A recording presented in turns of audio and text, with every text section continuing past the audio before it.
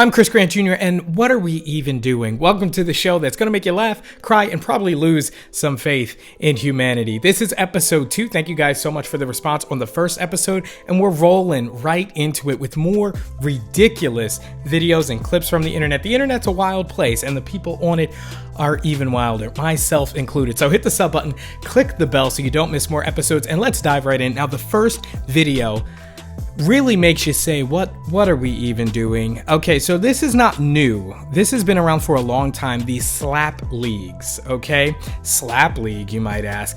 People literally slapping each other in the face. Now, this video in particular has been going the rounds in social media. It's caught some virality to it, where this man is slapped in the face, right? So that's nothing crazy and groundbreaking. What's ridiculous is the man's face is distorted and swollen beyond recognition. Like if you just look at the half of his face, it's so swollen that you can't recognize him for who he even is. The man's face is covered in chalk so much that he looks like a ghost from being slapped in the face multiple times by his opponent. So these slap leagues, if you're not familiar, it's literally like a sport where two people stand across from each other and take turns slapping each other in the face. Guys, this is like, I know they're gonna say it's a sport, but it's just like, what are we even doing at this point? Like, that's a game? That's fun? That's what people want to do for money? And I guess, hey, look, if there's an audience and people want to watch this kind of stuff, then people are going to pay, people are going to film it, and they're going to put it on TV. He's like tapping his head, probably because he wants to call some kind of foul. Or to do this to your face is a whole nother level, because what's supposed to be in your head?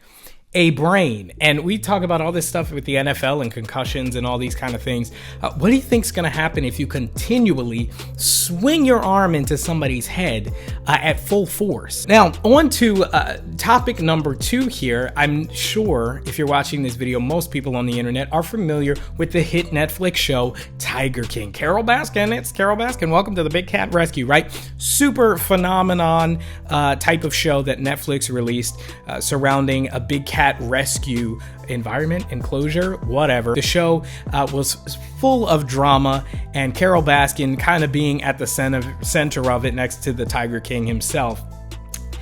And it was rumored, okay, her husband was missing, and it was rumored that she was so wild, so crazy, that she fed her missing husband to the tigers, okay, because they couldn't find a body. But this man was actually declared dead in 2002. It takes a lot to do that. According to reports, Carole Baskin's ex-husband, Don Lewis, who was declared legally dead in 2002 after going missing, is reportedly alive and living in, of all places, Costa Rica.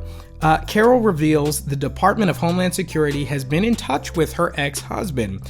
Carole told the This Morning talk show, they said that my husband, Don Lewis, is alive and well in Costa Rica. Now, this was a big subplot point of the show, is people saying, you know, this woman is off her rocker, like, and her husband is missing and nobody's able to find him. He's probably somewhere on these grounds, having partially been eaten or fully eaten or even buried at the Big Cat Rescue. So I guess in some ways this clears her name. Now, Netflix did actually a season 2 of Tiger King. It was called Tiger King 2, but it flopped so horribly that some people may not even know that it came out.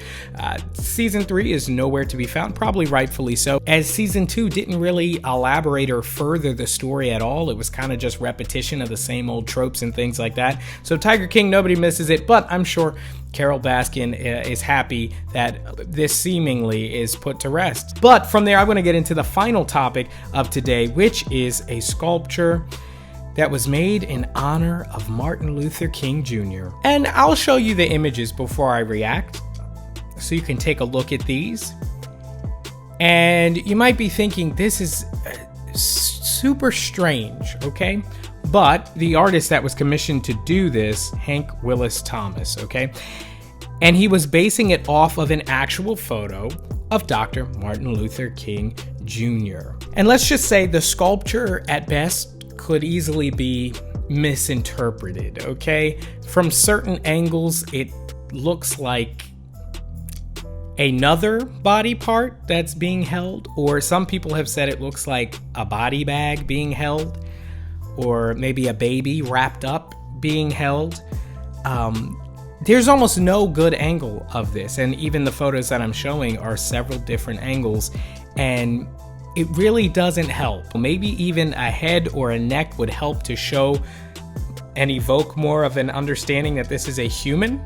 It just looks like blobs of bronze. A photo says 1,000 words, so I don't know how much more I could even say. So I just want you to see that and react. But guys, I'm not here to waste your time. Those are the 3 stories from today. Let me know which one you thought was the wildest in the comments below. My personal is gonna be the embrace. I mean, I just don't know who in their right mind would think that that was acceptable. Well, I guess our friend Hank thought that it was. So hit the subscribe button, click the bell if you enjoyed this video, and I will see you in the next episode. I'm Chris Grant Jr., and what are we even doing?